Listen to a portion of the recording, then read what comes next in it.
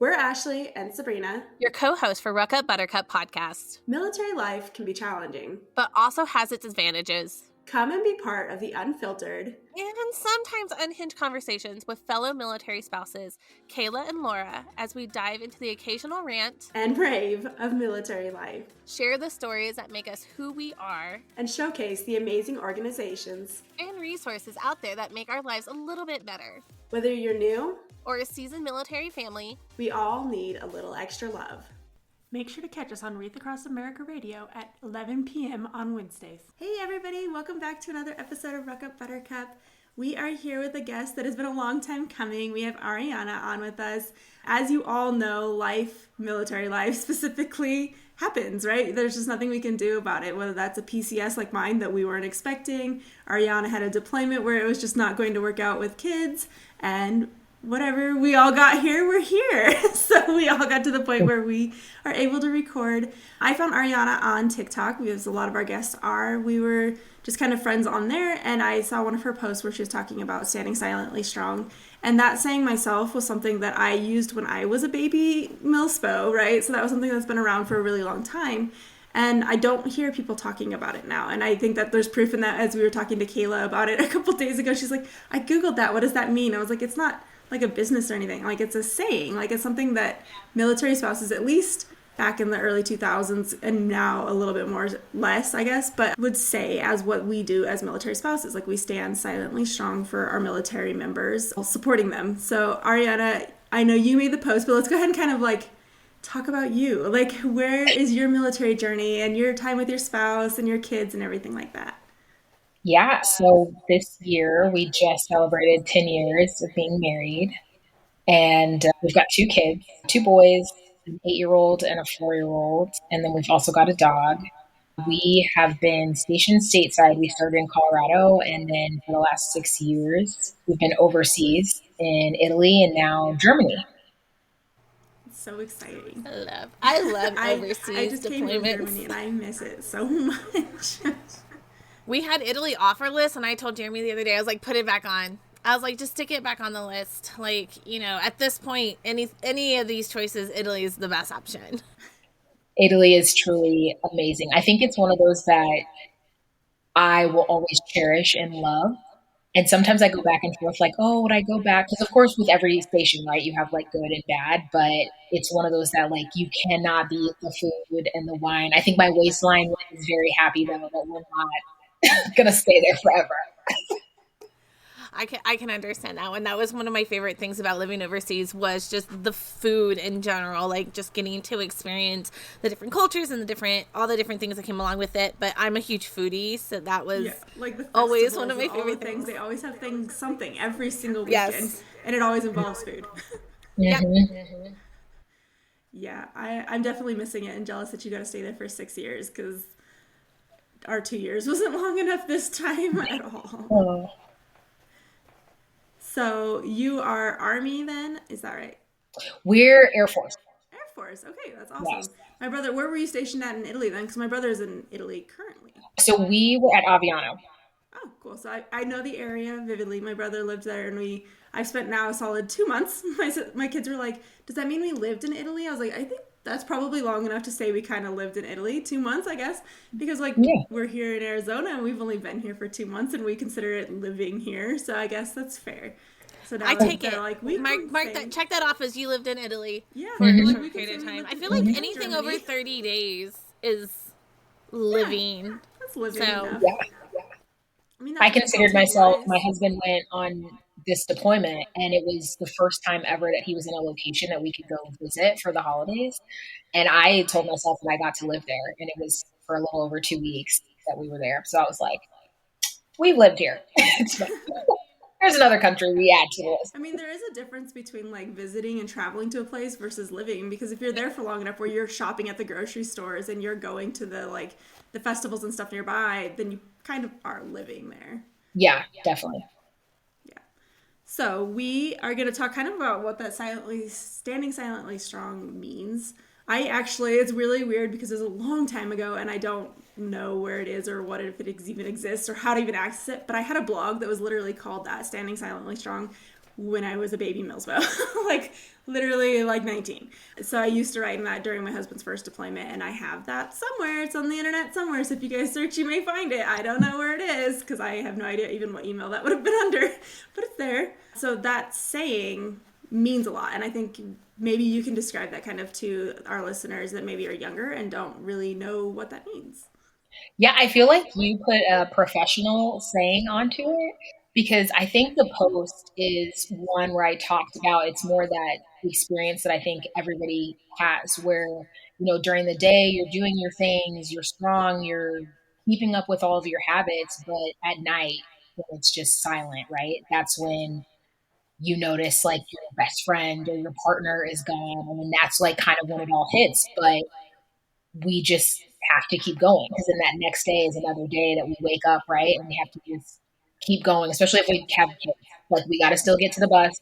You still have to make sure you've got your homework. My youngest, who's like preschool, I'm like, okay, like, did we wipe our behind before we left the like, you just have to keep it moving. But at night, like, the silence is what I feel like everybody, no matter whether it's been you're just a baby military spouse and they're at, tech schools and different things, we've all had that where it's just that like moment that it all hits you and you're just kind of like, oh, I'm by myself. I'm alone. Yeah. I'm alone. Yeah. I think it's that argument. Someone was talking about it again on TikTok. I follow a lot of military spouses about like, why do you use that name? So a lot of military or other spouses in the world don't call themselves military spouses or firefighter spouses. They don't have where we have this title for ourselves. And I think it comes down to like, it's a community, but it also is, hey, it's my life. It's a badge of honor, to be completely honest.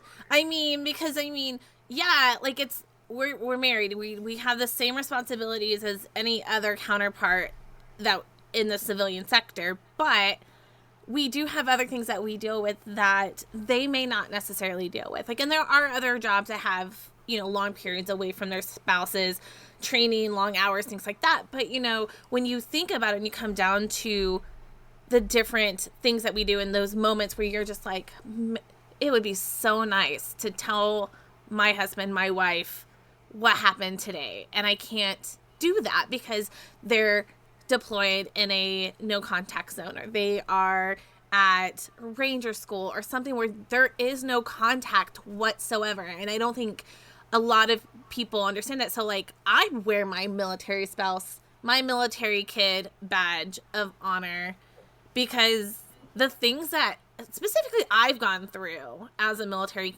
kid and spouse, I'm gonna be like, yes, this is why I'm resilient. This is why I can handle chaos like someone who is a true professional. Like, this is why I can say that's nothing. Yeah, and I think that goes back to like what you were saying, Ariana, is that like our day-to-day may look like any other person's life. Like, yes, I still take my kids to events. We still are doing sports. We still have, like, everything is still the same as any normal civilian's life.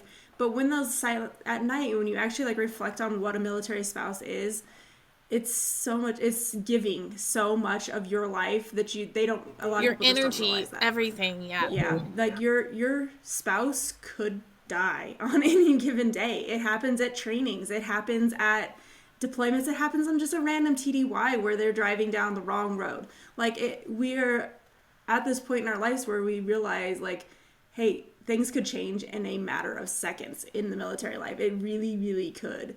So I think that's where that silence is like, hey, yeah, our days are hectic. Our days are busy. They're the same as most people's every day. Like, that's fine. Mm-hmm. But in the end, why we're mil spouse and why we, like, use that badge of honor is because we have so much more that's not seen. We just have a completely different lifestyle.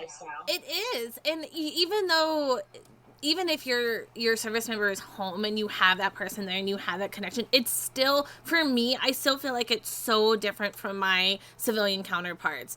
I still am the primary parent. I'm still the person that does all of our doctor's appointments, I pay all of our bills because, like, I can't put it in his stuff, his name. I mean, I could put him in his name as long as my name's on it, because if he deploys, then, like, you have to make sure all of this. So I just handle everything because you never know, especially, like, certain MOSs. Like, my husband's MOS, if he's at a certain station, he can deploy at any time. So it's one of the things where, like, I'm still that primary parent. I'm still the person who's doing all the groceries, all of the errands, all the doctors, all the school events, all the after school things. Like, and yes, there are moms who still do all of that, even if their husband's not outside of that. But I normally have to do it because my husband just can't. It's not that he won't. It's just like he can't be there to do those things.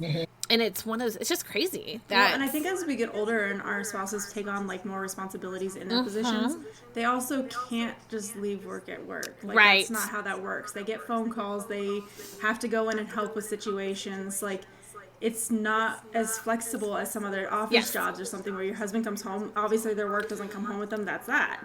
But well, and I think that's a great point to make. Like, as your service member goes up in their career, their responsibilities will get more. Their hours will get longer. There's definitely, like, I have to always have a plan B and plan C. Like, hey, can you go to work late today because I need you to take the kids to school because I have this? No, I can't. Okay, so I'm calling friends. I'm calling my mother-in-law, say, hey, like, I need help today. Can you drive the 4 hours here to watch the kids for a day because I have to go to this appointment, but I can't take the kids, or whatever the case may be. And that's just not something that a lot of military families have. And so a lot of times that means moms are not going to the doctors. They're not taking care of themselves. They're not exercising and going to the gym or anything like that because they just don't have the time in the day to do so. The amount of times that I've literally just been in something that people would be trivial, and my reply is hands down. I feel like friends would probably say, like, if we were on a game show, but I'm always like, I don't have time. Like, literally, like you said, the doctor, I know I need a surgery. Ask me when I'll get it. I don't know, because it's literally like, well, when will it fit in between the training or the cycle of deployment, or like, I got to fit it in. And at the end of the day, it's something that I'm like, well, it's not emergent, right? But I know I need it. And my husband's always like, well, you just need to, like, go do that. Like, go take care of yourself. And I'm like, I know you want me to, but, like, when also would you like this? In between taking kids to soccer, in between when you get, like you said, that call that you've got to go and then you're gone. Like, I can't just, and I'm overseas. I can't just have surgery and there's, like, nobody over here, and, like, parents and grandparents and kids and stuff too.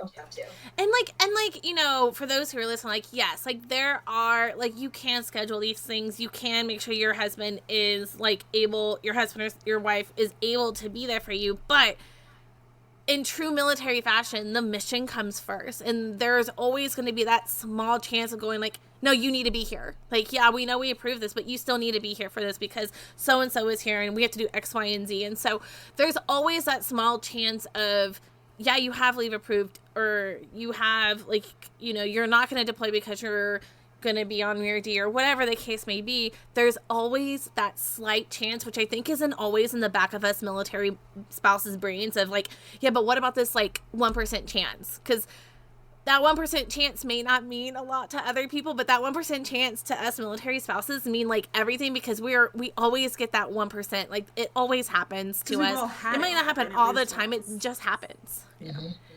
It's that Murphy, like, again, that little bugger can just shove it when it comes to all the things. So, absolutely. Mm-hmm. So the other type of standing silently strong was kind of how I was mentioning at the beginning, was like how we also have this duty to let the military do what they want to do with our spouses and support them through it. Like, it's not always what we want. It's rarely what we want it to be. I mean, Ashley's dealing with that with the new duty station. Like, it's not always what we want. And there's only so much we can do as military spouses where we're just kind of on the ride.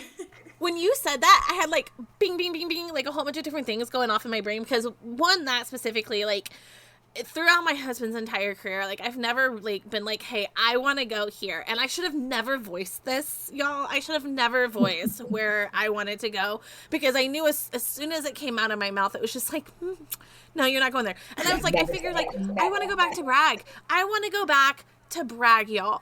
And you know, if you don't like Bragg, sorry. I just love going, like, it's close to home. It has everything we need. We have friends. We have a support system. We have deployed love there. It has everything that we need. And then we get our list, and I'm just like, what the crock shit is this? Like, what is on here? And of course, like, the two so places. Many choices, but it's just the one you want isn't there. Well, I mean, okay, so, like, we got Alaska again, but I don't want to go back to Alaska. I enjoyed our time there, but I do not want to go back to Alaska. We got Hawaii, which is great. That could be a fun adventure, but again, it's just not the season. Like, we really don't want to do a Conus move right now just because of a lot of things. But then, like, when we got this list and we were looking through it, I was like, put Italy back on there. Like, I don't care anymore. Like, if we're gonna go Conus, we're going to the place that I would want to go. But of course, like, the Italy job isn't a guaranteed first sergeant position, so it's one of those where, like he needs to go in a first sergeant position for his career, for his job. And so it's one of those, like, the positions that are first sergeant positions are just like, these aren't fun. I wish somebody would have put the disclaimer that as they, like, go up in rank and jobs and things like that, your prospects get crappier. Like, you know what I mean? Like, when you're a baby military spouse and you're like, wow, like, you go, babe, you go for it, you get up there. And sometimes I'm like, maybe we just slow down with some of that, because it just seems like as you go, I just didn't realize that it shrinks a lot of your pool. It does. And then it's really like weird said, on like, the jobs too. Like, yeah. Jeremy's 11 Bravo, and all the jobs were, so, like, he has a job for Fort, I guess it's Fort Benning again, right? I don't know. The name changes are throwing me off. But he has there's a job at Fort Benning he can do, but he'll be pretty much going and doing and teaching, like, at the officer school as a first sergeant. There's a job near Boston where they test all the different, like, military equipment, and you'd be a first sergeant there. So it's like teeny tiny base. Well, I mean, Benny's not really teeny tiny, but, like, you know, it's not his MOS. And then we can go to San Antonio to the Air Force Base there for a first sergeant position. And there was and then Hawaii, and then Alaska, but, like, he would be at Fairbanks, but not at Fairbanks, not at Wainwright, but, like, at, like, a testing facility, like, 40 minutes further. And I'm like, can we just not do this? So, like, it's one of the things, but, like, you know, we're still, like, we have buddies we have people who are going into the command team at Bragg who are wanting my husband to come back down there. So they're, like, trying to do all the different, like, you know, networking and contacts and things like that. But, you know, when Sabrina said the whole thing about, like, you know, us standing quietly and, like, letting the military do things, like, I remember as a baby spouse just being, like, so mad that I couldn't voice, like I couldn't voice my frustration to people. And as I've gotten older and as I've gotten to know command teams, I'm like, no, that's stupid. Like, that is not okay.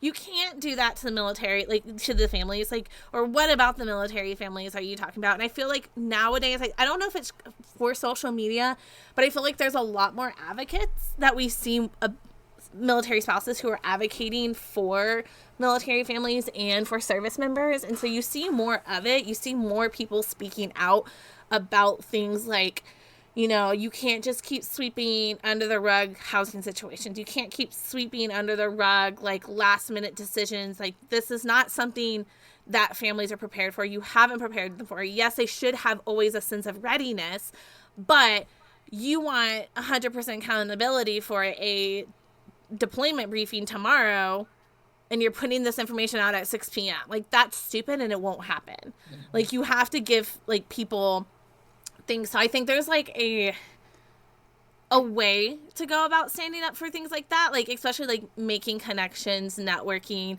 having a good working relationship with people within the command team or within the unit. You can express your concerns, but obviously you have to do it in, like, a professional setting. Like, you can't just be up and be like, this is fucking stupid, because then obviously that's not going to be met well. Of, like, being part of different parts of the organization, like you're saying, knowing the command team, because it also, like, the issues that we encounter as military spouses changes as we get older too. So some of the things that we encounter now, it is because it's not right. Because you're like, no, I know that I've seen it happen and I know that's not how it works. Where things back in the day that would really bother me, and that was why I would have to be quiet about it, was like, I know at our first duty station, so my husband was a fresh out of basic baby, and duty station, one of the guys that was in charge of him was going through a divorce, and he didn't want to be home. And so there was a situation where he was keeping them at work until really late at night, every night.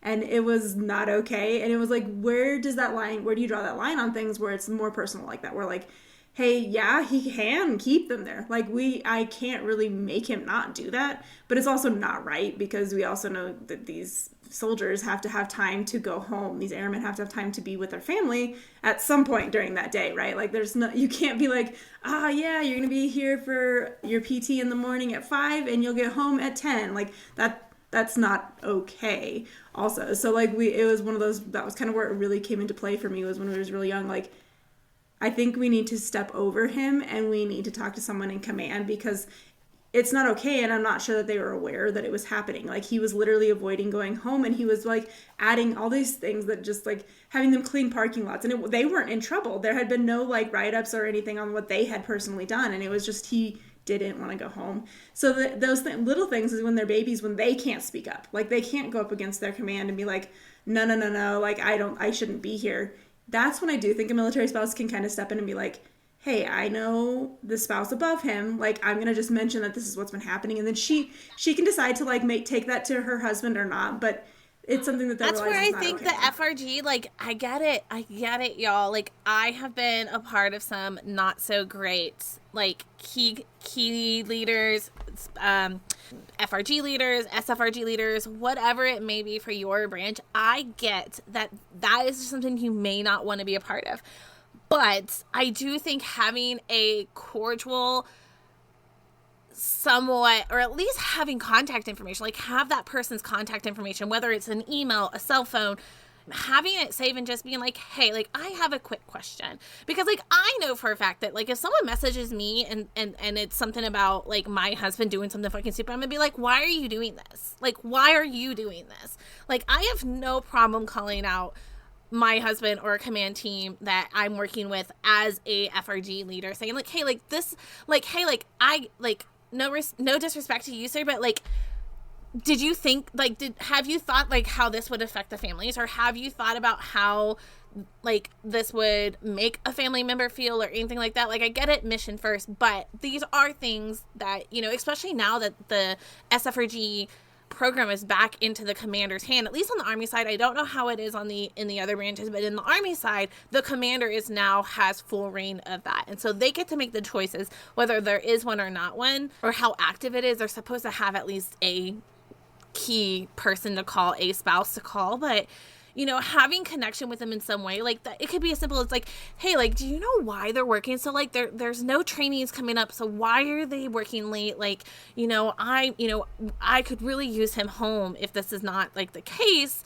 And obviously, like, you have to, like, I feel like there's kind of it's like a balance of sorts. Like, you can't just expect them to say, oh yeah, like, you're totally right. There has to be some give or take, but like having a person you can like safely talk to, who isn't going to like brush you off. They can take your concerns and say, hey, these are some concerns that we had for the families.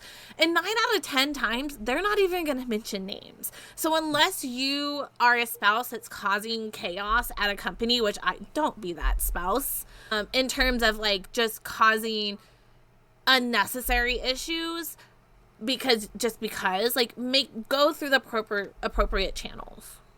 And there are appropriate channels. The chaplain, there's other people, I can't think off the top of my head. It depends on every branch too. But there are people out there that you can talk to who are going to help kind of ease those strains, if they can. And I think so many times that people don't realize, and just in both ways, is it's all about just communication, right? Because, so like for us on the Air Force side, like I'm a key, they change it from spouse, now key support liaison. But I know my big thing is I've just always been like, you want to be there for somebody, right? Whether it's, hey, how do I register my kids for school, to we have obviously really serious situations happening. But what makes a really good program and some of the things that work is when you do have good communication from top down and including in between. Because I think too, what will happen a lot of times is commander doesn't even know what's going on, right? Like maybe it's this person, it's get this. And so, that's one thing. But I think just in general, just rule of thumb, including even just in our relationships, is it's just communication. Like one of the things that I always tell, like, I think hands down, you will always see spouses go through, unfortunately, a lot of the ruffling of feathers and maybe not making it in their marriages because they're like, well, he or she puts the military first, or their job is this, and I'm not this. And I always try to say and have the conversation. I feel like if we can have that, because I can be kind of a blunt person, is like, did you talk about that in your marriage? Because at the end of the day, I know that each marriage is different. And like, so for my husband, I'm like, what is your goals?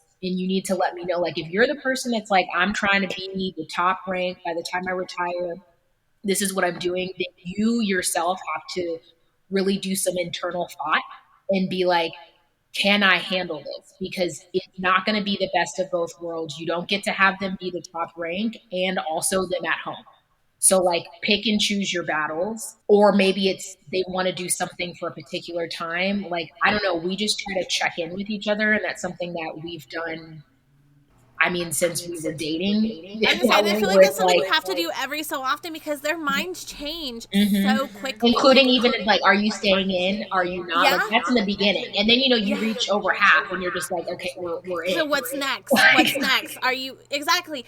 And and like just to kind of like go off of top of what you were saying, like this. I mean, even if your service member is going to make a career of it, 20 years is not that long, y'all. Like, I mean, it is long, but in like the grand scheme of things, like if you can, like, I have to remind myself, like, there is a light at the end of the tunnel. Like, it will not always be suck after suck. Like, it will, there are good times, there will be better times. And then once we get past this, then we can have, like, we can do whatever we want. And so, and then just like thinking about, like, well, if your service member wasn't in the service, like, what would you do? Like, what jobs would you do? Like, having the conversation.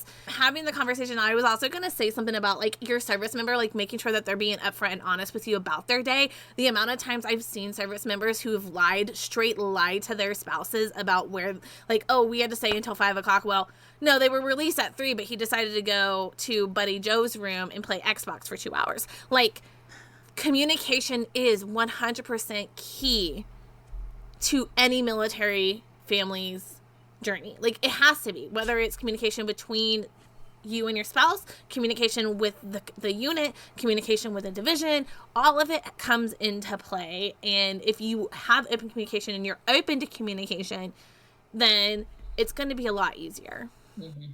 And I think too, like, I think as we've just aged, just in general, just getting older, and then even with this, is also just kind of just minding our own and staying in our own lane, right? Because like for that, right, we see the spouses who are not going home, and I'm like, but then sometimes you get to see the situations that you're like, well, I can maybe see this or whatever, but like you pick who you create your community with, and I know that at first, I think all of us were so excited and we want to connect with everybody. And I think we come to learn just in age and, like I said, just in this lifestyle, that it is the old fashioned way of it's not about quantity, it's quality. I think that you should be just a decent human being. Like, we should all be cordial to each other. I think we all have this connection. Like, if you meet somebody and they're like, I'm a military spouse, there's this sort of like, I get you, but that doesn't necessarily mean we have to be best friends, because my military spouse life could be completely different than yours. It sounds almost even from you guys like different. Like, I always applaud those that have gotten through, I think, some chaos, because we quite frankly we've gone through our things, but overall for my husband, I feel like, he hasn't been home late because they were having to scrub roads and stuff. Now, maybe some of that's that whole Air Force thing. Like, I totally get the memes now when they talk about like where they're at of deploy. Because but I don't know. It's just one of those things that I think you need to create community. And I think even for social media, I think it's fantastic now that we have this way of connecting with people all across the globe. But again, it doesn't mean that like they have to be your Bible or like that's the only person and like that's your bestie. I think that's where it gets sometimes even dangerous. Like I see some of the spouses that, they've made their entire account sort of be the downside of deployment. And so I know like for my own self, I try to post and just be real, right? Like you have ups, you have downs, like the crying every 2 seconds, I just feel like makes it like that's not reality for all of us. It's not, and it definitely isn't. And I think, and even as someone who has gone through multiple deployments, every deployment's different. Every single military spouse's journey is different. We may have things that happen like that are similar, but no person's journey is the same. And so, I agree with you on that. Like as much as I love people who are posting content about like trying to show like what military life is, like for us, like when we're deployment, like we don't stop life. Like life goes on. We still go on vacations. We still are doing the parties. We're still doing the Christmases. We've been pretty fortunate with the kids. Like anytime my husband's deployed with us having kids has been like through summer months. So like we've done almost every single summer since the kids have been born, which is almost 10 years. I would say about 70% of them have been without dad. So like summer vacation, going to the beach, all those things have been with just me or like other family members. And so, but we don't stop it. And yeah, like sometimes, I felt bad at the very beginning of like creating memories, but I was like, without my husband, but then I was like, but then my kids are going to have memories and that's not fair to them. So you have to obviously do what's best for your family, for your little network, your community of what works best for you. But like, don't go and just think that like all deployments are going to be awful. You're going to have lonely times, 100%, especially in those quiet times. So those quiet times or those times when you have just had a shit of a day, like everything went wrong. Murphy came and the pipe busted and the car broke down. Like, yes, those things happen. But the found family and the friendships that you can create during these times could be so worth it. And you probably wouldn't have created those friendships or any of those adventures that you could go on, like ever went on, because you only went on them because you were trying to fill in time because your service member was gone. And I think I made some of my greatest friends during deployments because we were all going something similarly like through, but at the same time, like, like I had one friend where we'd be like, okay, like this is just too much to cook dinner by myself every week. So we made it a once a week we would go to one of each other's houses and one of us would cook dinner and the other one could just sit there and talk and the kids could play. And it was like great little like tradition that we started, and we kind of kept it going afterwards just because, hey, they're working until 8:00. Cool. Come over for dinner. And it was just like a found family experience. And, and it was great because like she had no family, to go visit. She didn't have a great relationship with other people. And so having somebody that you can connect with is a great way to fill that void. And there's so many things you can do other than sit at home and wallow. Yeah, it's okay to do that, but you don't have to do it the whole time. Those same ones on Instagram or on TikTok where they're just like, oh, well, it's just another night. I'm really lonely. I'm going to go to the commissary and then I'm going to come back and just sit here and watch TV alone. And it's like, you can make so much more of your military spouse life. Start a hobby. I do think that like you were saying, some of my best friends were during deployments because we are lonely and you don't want to have those need that times, connection. lots of times where you're alone and quiet. So instead of having those quiet moments where you're thinking, man, where's my husband? I haven't heard from him. The news is talking, news. And it's like, I'd rather have a friend where I'm busy reading a book next to or watching a show every day or something like that. I mean, it could just be something as simple as that. Like, hey, I just don't want to be by myself. You want to come over and just, I think the amount of times I've had, like, grown-up sleepovers, like it's the best because it's just like, okay, like we can put the kids to bed. They're having a great time. They're living their best life. They're having a sleepover with their best friends. we get to stay up and have a glass of wine or drink or read books or play a game or just sit there and watch our favorite TV show. And then in the morning we can wake up and make breakfast, and we're not starting the day by ourselves either. Like, I'm a huge supporter of grown-up sleepovers during deployments. Yes. And just in general, I don't know, I'm just such a, like I said, community person wherever you go. I mean, us as human beings, we need connection in general. And I know that some of my best friends that I have made now in the military were definitely during one of his deployments, but also it was during COVID time, which I think all of us, if you were in military, if you had spouses that were deployed during COVID, that brought us together in a way that I think I will probably never have again. I will make amazing friends, I'm sure, until he retires. But like that part of my life, it will hopefully never happen again, but also will also like not be touched in terms of just those bonds and friendships, because the ways that all of us had to, especially being overseas, to like lean on each other and connect with each other. And I had like a horrific where my husband had deployed, but I had just had our second child, and he was like barely 3 months, and he got COVID. So when we talk about Murphy's Law, and he was the first baby, this is when this is when the news said babies couldn't get COVID. So nobody knew what to do, you know, and they're just locked in the house, and like seeing the community of just neighbors and squadrons and friends. Like you say, I remember they just knock on windows, dropping meals. People were like, oh, hey, can I just come and like wash him and I'll do his bath? Like one of my best friends, like to this point, is like, no, I'll do his bath. Like you sit down, like literally helped me basically raise him, you know, because I'm like, I don't have it in me. That's what I love. I mean, I think that's what is, I mean, that's the beauty of the military community. Because even like if you don't even know the person really, really well, like when something goes wrong, you will have someone watching your six, like that slogan, watching your six, watching your back, whatever you may be. There's going to be people who will be there to help you if you can't. Like you just have to ask for it. And a lot of times you don't even have to ask for it. If you're in communication with someone, they'll do the asking for you. If I know someone is like, hey, struggling, like, hey, this mama has 3 kids at home who are sick, the yard needs to be mowed, who can we send over to mow her yard? Who can we send over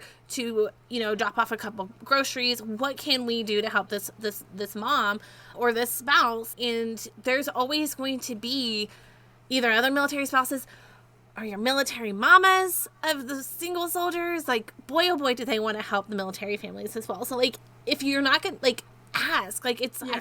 I used to be like, I don't need anybody's help. We all have a military spouse experience, and it's different, but it's so similar. I noticed that, like, even just moving here. So the military community, if you've ever been to Fort Huachuca, is really tiny in comparison to the city because you don't have a lot of military spouses. The people that are here are either teaching or they're coming to some sort of training. So there's the small group of teachers, right? So those have spouses, but everybody else is only here temporarily. And so, the community is also a very small town. And so they've all grown up around each other. They all know each other, and going to these homeschool events, I can immediately figure out which ones are military spouses and which ones are locals, because we just have this like thought process of like, oh, I've been that new person. I know how that is. I know how, and they immediately connect with you, where I can tell, oh, these ones are locals. They grew up here, right? Like they all know each other. They're not really interested in making new friends. They are set in their ways. And it's just this, you can tell who a military family is, I feel like almost immediately when you're put into situations, because they're like, hey, where'd you come from? I can tell you're military. Like, what have you done? We've been to these bases. My husband does a similar job to your husband. And it's immediately trying to find a connection. Like you were saying, Ariana, like they don't have to be my best friends. Like that doesn't end up being that way a lot of times. But there's that immediate connection, because although our lives are different, there's enough similarity and enough weird things that we go through that we can immediately just like relate to each other. Like I don't have to know you, but if I see you in that commissary parking lot and I'm gonna say you've got 2 kids and I notice that you're pushing the cart, you're balancing the whatever, like I just am going to be like, can I help you? And I know that like in this day and age, which is so sad, it seems like crazy to sit here and just offer that kind of help to somebody. But I feel like that's what's also beautiful sometimes with the military community, if you really open yourselves up to it, is there is still that aspect of compassion that like you see somebody and you help them. I think we're so prone to it too, because like you said that and I was like, you know what, like I never see, like I'm the type of person, like if I see a mom struggling, I like, no matter where we're at, like if I see a mom who has a kid that is just being rambunctious and she's handled the situation really well or whatever the case may be, I'd be like, you are a fantastic mom. It could be military spouse, it could be another person, because I think we have that, like it's ingrained into us that like as military spouses, majority of us, we want to be helpful. Like, we want to either help when we can with another spouse. We want to, like, you know, connect someone to someone else if we need, especially those who are in a leadership role in the military community, whether it's through a nonprofit, through an FRG, through another organization. We're not doing it for nothing. Like, we generally want to assist. Like, some people may be voluntold for those positions, but, I mean, in the long run, they're still going to want to make sure that the military families are getting what they need. Mm-hmm. And if that person's not helpful, there's so many other people you can reach out to. That's what's great about the social media that we have, is that you can probably find someone who either went through something similar and can point you in the right direction of like who to contact, or they can find you someone else to talk to within that unit that may be better suited for your communication level, like how you like to be communicated with. Some people do not do well with direct bluntness. Some people, that's the only way they want to be talked to, is like, this is X, Y, and Z. And so finding that person that can assist you, that meshes with you, is always going to make your journey better. And it doesn't even matter if they're at the same installation. Like, if I see someone struggling at Fort Bragg, I know enough people at Fort Bragg that I can be like, hey, can you help this person? Like, do you know who can help this person? Do you know who is this person's FRG? All the different things. Like, so keeping connected through social media is also a great way to be able to stand up for yourself, I guess. Because, you know.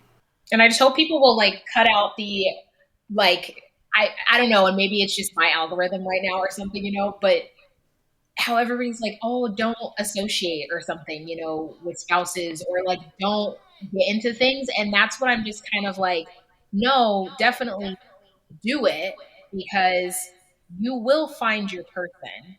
And I think that, like I said, you've got those out there, and people also have to remember too, like social media with everything, is there is a particular, like, and I get it for some people, of a niche thing and stuff like that. There are some of us, like I know for myself, I've really been adamant to just be like, I am just, you're going to get whatever I put out. Like, sometimes I have makeup on, sometimes I don't care. Like, if you see me out on the streets, I am the same person out on the streets that I am behind the camera.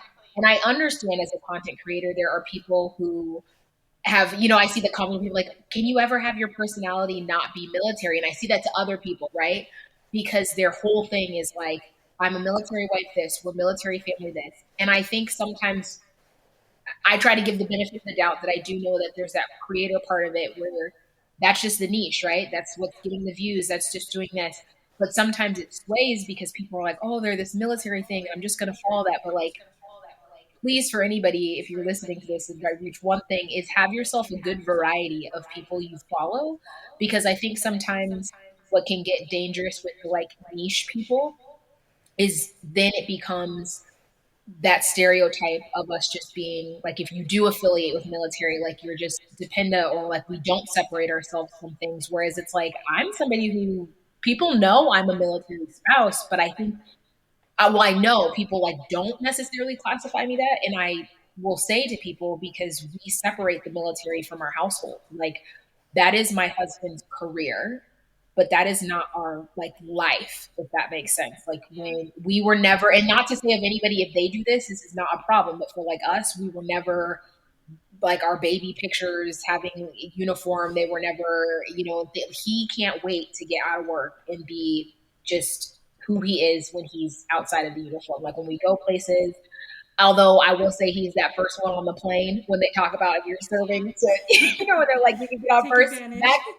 That's right. Like, there's nothing wrong with that. I mean, I definitely portray myself on social media as a military spouse, but I think I also, because I run Deployed Love, we have the podcast. It's all about military life. That is a lot of things that I post, but I also post a shit ton about books because that's what I love. I post about, like, if we go on a trip, we're posting about different things that we do as a family. So I think, like, making sure, like, if you are going to have, like, if you are a content creator specifically and it's all about military life, like, making sure that this is, like, you know, like, I follow a couple who are, it's like, it specifically states like this is like satire as well, like this is all the content you're gonna find on this isn't my whole life type of thing, but like, you know, it's great to have that. But I definitely as myself, like I am a military spouse because I do feel like there needs to be, because there are so many bad apples out there, and I think that's the one negativity thing about social media, is that you have so many spouses who may be really nice to your face, but once they get behind that keyboard,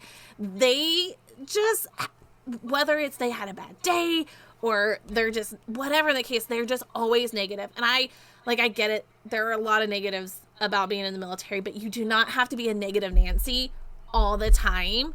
And so my whole reason of doing the military spouse stuff is because I was like, there needs to be at least one positive person on the internet who's posting the positive aspects of military life. And I definitely don't paint the picture that it's rainbows and kittens and unicorns, but at the same time, there are so many benefits of being a military spouse. There's so much good that comes from being it. Like, I don't know, I mean, and I grew up military too, so I definitely feel like I mean, for 36 years, this has been my life. Like, my life has been military family. I grew up a military Army brat. I am now a military Army spouse. That has been my whole life. And so I feel like I can kind of be like considered an expert on the topic because I've lived it for 36 years. I feel like at what point would you be an expert in the field? I feel 36 years is a good number.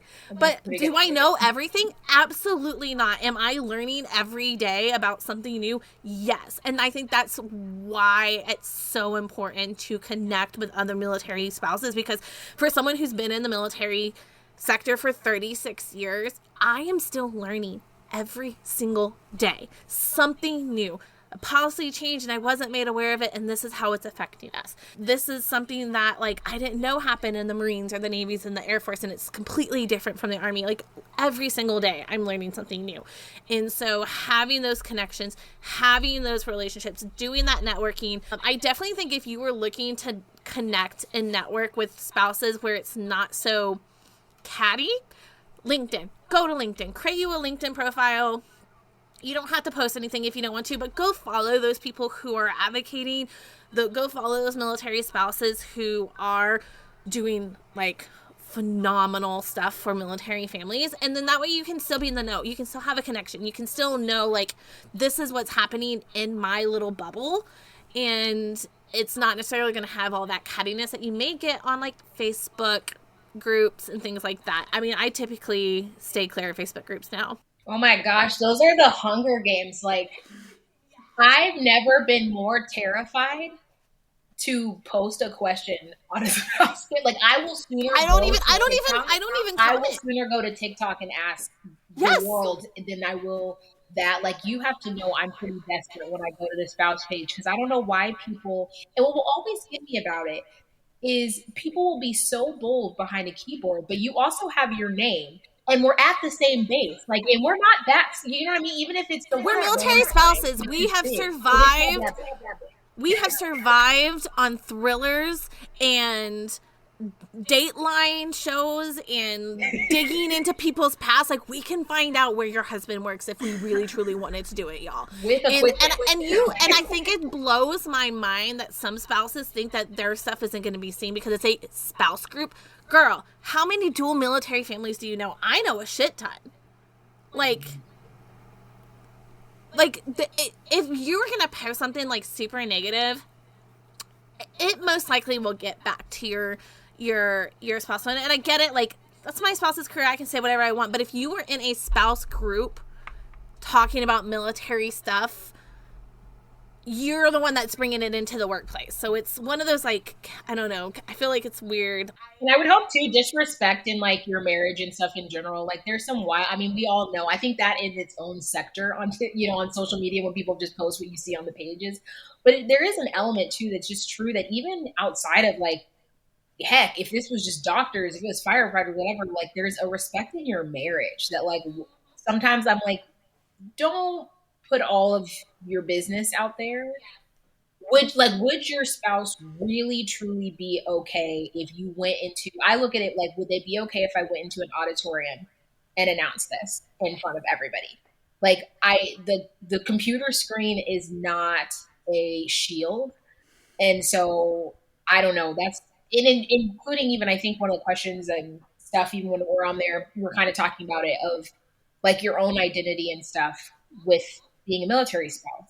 And that's just kind of how I just live it in general. Is I don't think that military spouses should have to always just be quiet, but I just think it's how you say it, what you're saying. There's times and places, and essentially it's just like if you wouldn't carry yourself or say those types of things out on the street, no matter what their job was, carry that into this too. Now, sometimes there is that element of military where there's like that slight, Yeah, yeah, I mean, that it's not like the police, the firefighters, anything like that. Like, your husband could get in trouble for some things that you say. And so you have to take precautions. And I 100% agree. Like, I'm a huge thing of, like, if you need help with, like, finding a lawyer or find things like that, like, just type that. But you don't have to be like, my fucking husband did X, Y, and Z, and now we're going to do X, Y, and Z. Like, you just laid it all out for the world to see. Like, get it, you're angry.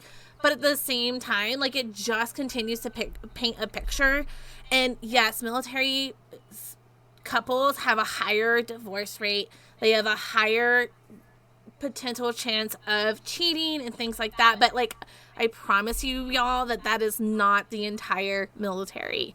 I mean, I've been married to my husband for 15 years, coming up here in a few months. We've been together for almost 20, which is blowing my mind. But, you know, you do have those individuals where they are together. And has our entire relationship been picture perfect?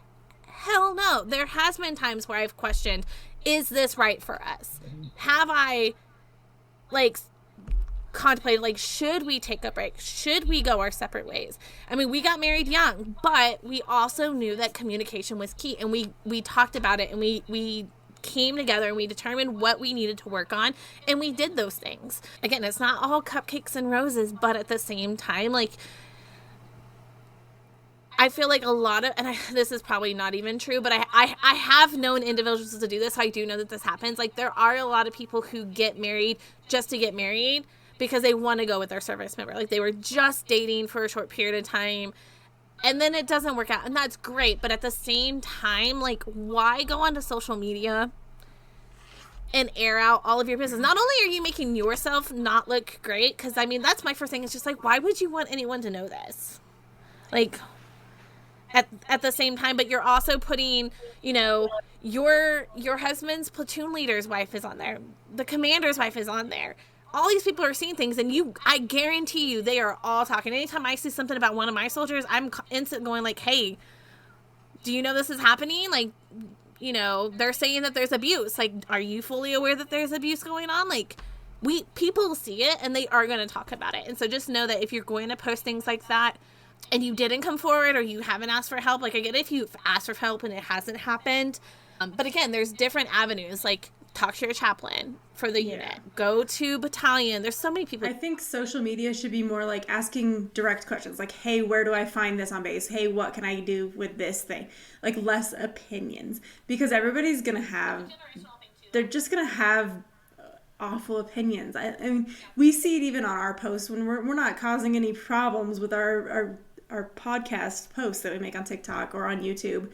But I'll have comments where they'll be like, oh, well, they're all going to just sleep with so-and-so when he's deployed. And they're all, it's like, what? Because they're bitter and they've had those experiences. It does happen, but it's like, don't go off of people's opinions. But you don't have to generalize everyone. That's like saying every woman is a tramp. Like, like, I think that's my biggest, like, ick with the military spouse community is, like, we have our own military spouses who are labeling all military spouses as these horrible individuals.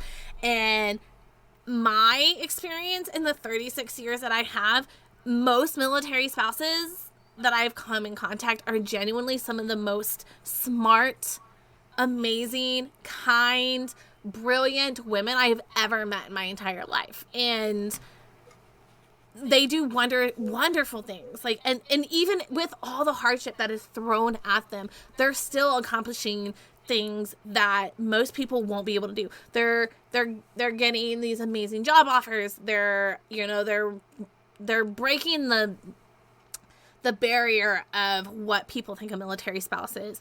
And yeah, there are going to be a lot of us who are stay-at-home moms, and that is fucking okay. If you were listening to this and you're a stay-at-home mom and you've ever felt bad about being a stay-at-home mom, it is okay. Because number one, as long as that has been communicated between you and your spouse about what you two are doing, it's no one else's damn business. It's no one else's business if you're a stay-at-home mom or whatever case. Don't let anyone make you feel bad about staying home, even if you don't have kids. If you are just a stay-at-home spouse, girl, kudos to you if that is what you guys have decided. I think it happens more in military life than other places. Because we move so much. Yeah. Like, but it's also like, you don't need to justify, like, I don't even understand in general this notion even of the like working mom or stay at home and all this kind of stuff. And I'm like, why is it that us as women right now, I feel like, are sometimes the biggest drama? Because we should just be lifting each other up. If I meet somebody and I'm like, hey, and they're like, well, no, I gotta work or I'm doing this, that is cool. You do you. If that's what you want to do, absolutely. The people who want to stay at home, I think right now at this particular point in time, like, how blessed are we that we have an option? Like, literally, right. People are struggling. Like, and I think also sometimes that's where the negativity comes from, is because, like, we know that, you know, sometimes it's like hurt people hurt others, and I feel like it's those that really want to be able to stay at home that are trying to tear down those that are staying at home, because like that is something that they want. Because I'm like, do not tell me that you do not want to be able to pick and choose what you do with your day, like wake up at this time, take this nap. Like, don't tell me you don't want a soft life. I think people can try to justify it as much as they want, but at the end of the day, I think everybody would be okay with having a soft life, including even if it was just for a short period of time. Like, I was somebody who was career woman at different things, even early in our marriage. And then they were like, you can go to Italy and you can work or you could not. And I was like, I will absolutely take the wine and the vineyards and sitting and eating. And I have not looked back, and I have no regrets. And it's one of those things that I'm like, and I'm okay with that. And if somebody's going to be mad at me because I don't work, I also would be like, do you pay my bills? Like, do I cook? Like, at the end of the day, the only thing that I do to secure my government benefits is I make sure, though, that this family is fed well. I'm like, I do this, but I'm like, and I get treated like a princess. And I'm like, so people can say it's no one's business. I mean, as long as you and your spouse are on the same page about what's happening, that's the only people that matter in that conversation. And I know I've talked to a couple spouses before, like a lot of spouses who are like, you know, I'm so tired of being labeled as like this dependa who is only married to the service member to get X, Y, and Z. And I'm like, why are you upset about this? First off, either A, they have no idea the benefits and the hoops that we have to jump through for those benefits, even though we have them, like TRICARE. I mean, especially right now with TRICARE, like the amount of work going into TRICARE right now, East and West region, like that's a full-time job for any spouse. So it doesn't matter as long as you and your partner have those conversations. And if it's okay with them, then fine. If your soldier is like, I mean, I know spouses who are like, I want my wife to stay home. Like, she don't need to work. Like, she's fine. She can stay home. She doesn't need to. And that's great. And I feel like we only hear this in the military sector because I know so many spouses outside who I feel like don't ever have these conversations. So it has to be that, like, I have to work because of X, Y, and Z. And I'm like, okay, well, you know, there's budgeting. There's cutbacks that you can do. Like, if you really want to stay home, like, you can make those choices. It's all about the way you want to live your life, you and your spouse. So having, like, it's no one's business, y'all. Mm-hmm. And then, like, this is totally random, but when we're talking about just things that with people doing, and I feel like social media is because just to make it clear, not to saying like, I think it's great that people will be out there and have like military accounts. I just think that people should have some discernment and look also between the lines of like what people are doing, right? So like, obviously, like for you guys, for your podcast, like you're talking, you're creating community, you're doing things like this is great. But we do know also there's the accounts, and it's unfortunate that that's what takes off and goes the viral and some of the stuff is the ones who will like, the one that really gets me is, people, whatever, of their negativity, but when people are gaining their stuff off of belittling other people. And that's the thing is, it's like when you're the person who's like, I hate military spouse drama, but let me read you the military spouse drama and tell you why I'm the better spouse because I don't involve myself with the military. I'm like, girl, make it make sense. Girl, exactly. And that's, we won't, we can talk about our drama all day long. Like, we'll share our stuff, like what's happening, like, how we feel about it. But like at the end of the day, like, I feel like just belittling is just, why do we have to go to that? Like, why do anybody, military or not, like, why do we feel this sense to make ourselves feel better? I've never understood that, like, concept. Yeah, it's an ego thing, I guess.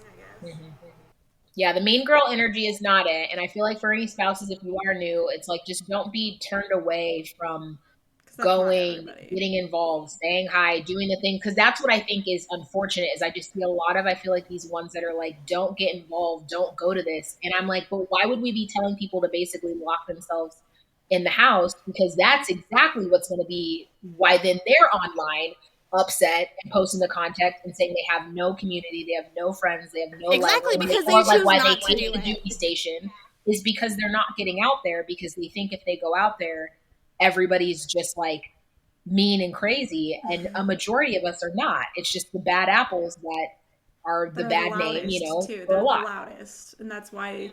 Yeah, it gets that way because the loud ones are the ones that complain. They're the ones that make the community look bad, where the rest of us we're willing to be quiet and keep our personalities and our lives in the military community at home, and like that's what it is.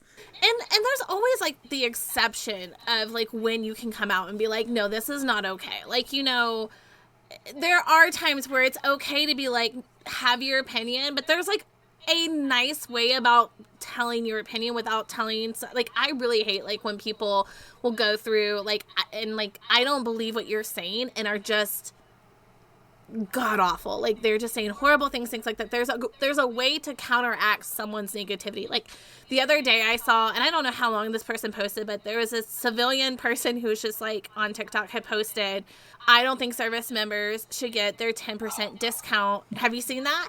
And I sat there for probably like 2 days going like, I should respond to this. And not because like I think she's wrong. I think she's wrong, but I think she needs to understand why I think she's wrong. Like why, like it should be more than 10% at a lot of places. Because, and I think most places should include spouses into that. Like it blows my mind that it's just service members half the time. And that's just my opinion. I mean, it's the same a bank account for us. Like we share a bank account. I know that's not the case for everybody, but the time away, just moving, like PCSing every 3 years and having to just restock your refrigerator that is not covered by the military is thousands of dollars, y'all.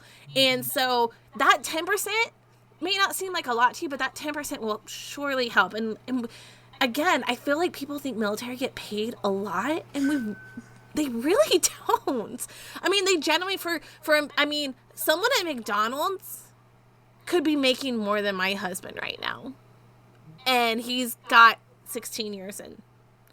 Like that should tell you a lot about like why people were so upset about posts like that, and why people were kind of coming out after this lady.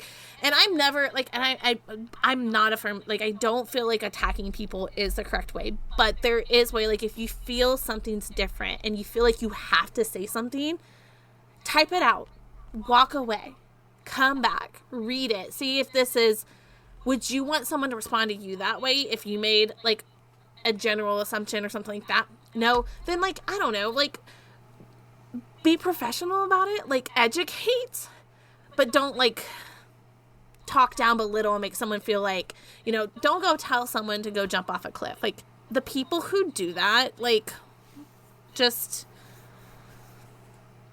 go find something to change your faith in whatever you believe in, because it's just, there's no reason to tell another human to take their own life or anything like that. No matter what their beliefs and whether you believe or accept it, whoever you voted for, anything like that, that everyone's going to have their own opinion. Everyone's going to have a different opinion. You can only do what you can do and act the way you act. And if you act in a way that is professional and kind, whether you agree or not, you're going to get so much further in life, and you're going to feel better about yourself. And in the process, you educated the person that you feel wasn't correct, and they may be able to take that viewpoint because it was it was submitted in a more positive light than saying you're dumb, go jump off a cliff. Then they may learn something that they didn't know beforehand. Because 9 out of 10 times these people who are posting things like this don't know what they're talking about. They don't know all the information. Even spouses, I don't have a community, I don't have a network. Well, you either A, chose not to go out, or you let your anxiety or your introvertedness or anything like that keep you back, and then you're becoming better. And then there are avenues, there are ways, there's organizations like Deployed Love. There's smaller groups you can meet up that are going to feel more like a community and not so daunting. Mm-hmm. So, yeah. Well, we like to end our episodes, especially with military spouses, with what would be your one piece of advice for a military spouse? It can be young, a seasoned spouse, whichever, that advice to them in their journey. Ooh.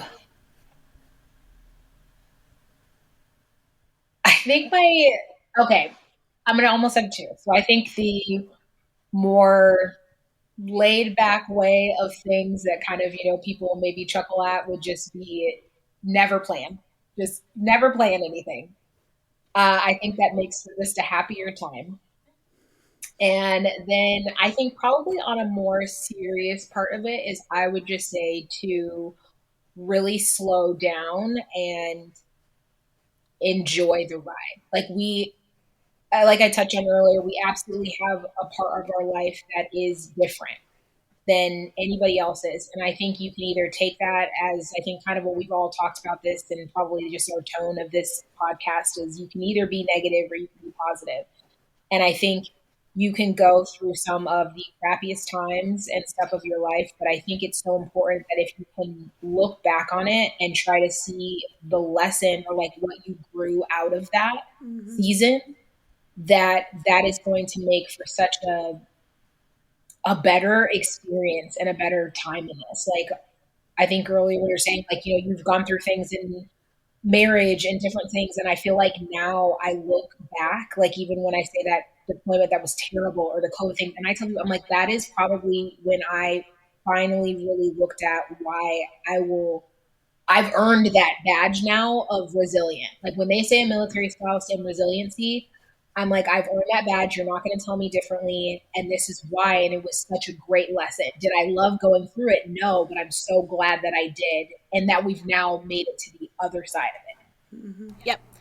That's why I adopted a new slogan: grow through it, don't go through it. And I think that's just so important. Even like you said, if you are going through the worst part, grow through it, learn from something from that. Even if it's one thing, damn, I can handle whatever comes my way from that. If that's what you take away from it, then kudos to you.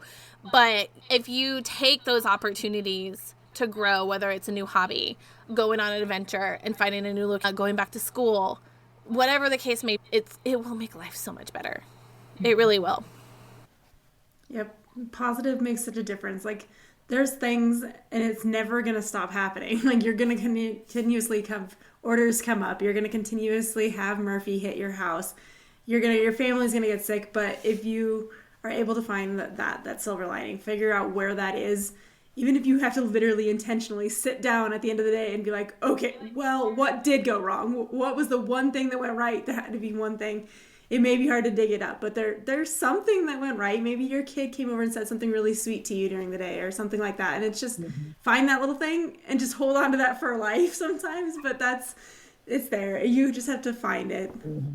And gosh, our kids, I feel like, are the absolute best to take lessons from. I think that's what I really looked at. My oldest is 8, but just seeing that difference, I don't know, second grade, and just some of his things, he was my kid I was worried about, like, oh my gosh, your dad's been gone like your whole life, and we've moved all the time, and or we're ruining your life. And yet, like, this kid has flourished, and to see the way that he looks at things, I think really, I'm like, man, we just need to learn from our kids. And these military kids, I'm telling you, like, they hands down are the ones that really deserve all this stuff. They're so resilient.